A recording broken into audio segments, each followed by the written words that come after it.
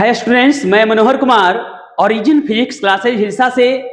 आज हम लोग जानने वाले हैं संख्या पद्धति का अगला हिस्सा, यानी दशमलव दाशमिक संख्या पद्धति से दशमलव द्विधारी संख्या पद्धति कैसे निकाला जाता है। दशमलव दाशमिक संख्या पद्धति से दशमलव द्विआधारी संख्या पद्धति,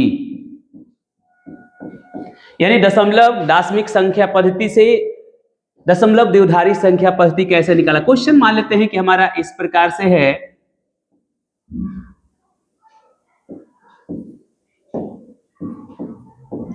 इस प्रकार से हमारा क्वेश्चन दिया हुआ है, इसको दशमलव दाशमिक में द्विआधारी में लाना है। तो सबसे पहले हम लोग जानते हैं 25 को हम इस प्रकार से तोड़ेंगे जैसे पहले हम बताए थे। तो कितना हो जाएगा, 12 दूना 24, 1, 2 छक्का 12, 0, 2 तिया 6, 0, 2 एकम 2, 1। इस प्रकार से हमारा 1, 1, 0, 0, 1। उसके बाद हम दशमलव लगाएंगे।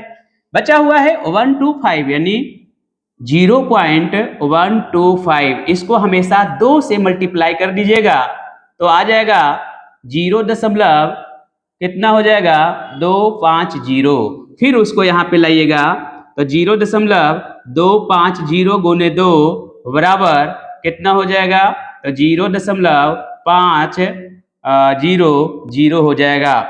फिर उसको वापस यहाँ लाएंगे तो 0.500 गुने 2 करेंगे तो कितना हो जाएगा, 1.000 हो जाएगा।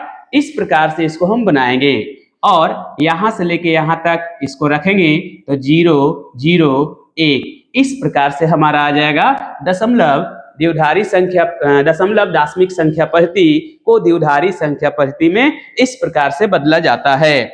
अब मान लेते हैं कि इसका रिवर्स हम बनाएंगे, यानी दशमलव द्विआधारी संख्या पद्धति को यदि दशमलव संख्या पद्धति में बदलेंगे तो क्या होगा। तो कुछ क्वेश्चन लेते हैं, जैसे हमारा इस प्रकार से है 1, 1, 0 और 1, 0 ऐसे ले लेते हैं।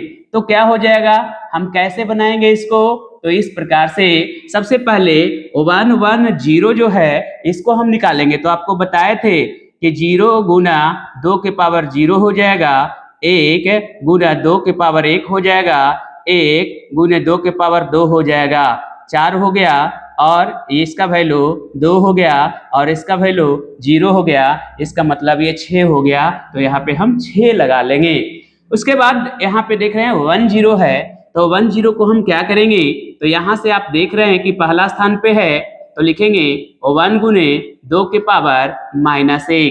फिर आगे हम लोग जोड़ेंगे तो कितना हो जाएगा, 0 गुने 2 के पावर -2। तो इस प्रकार इसका वैल्यू 0 हो जाएगा और इसका वैल्यू कितना हो जाएगा, तो 1 गुने 2 के पावर -1 है तो 1 गुने 1/2 और 1/2 का वैल्यू 0.5 होता है। तो यहाँ पे पॉइंट कितना हो जाएगा, 5 हो जाएगा। तो इस प्रकार से हम दशमलव द्विआधारी संख्या पद्धति से दशमलव दाशमिक संख्या पद्धति और दशमलव दाशमिक संख्या पद्धति से दशमलव द्विआधारी संख्या पद्धति में बदल सकते हैं। थैंक यू, धन्यवाद।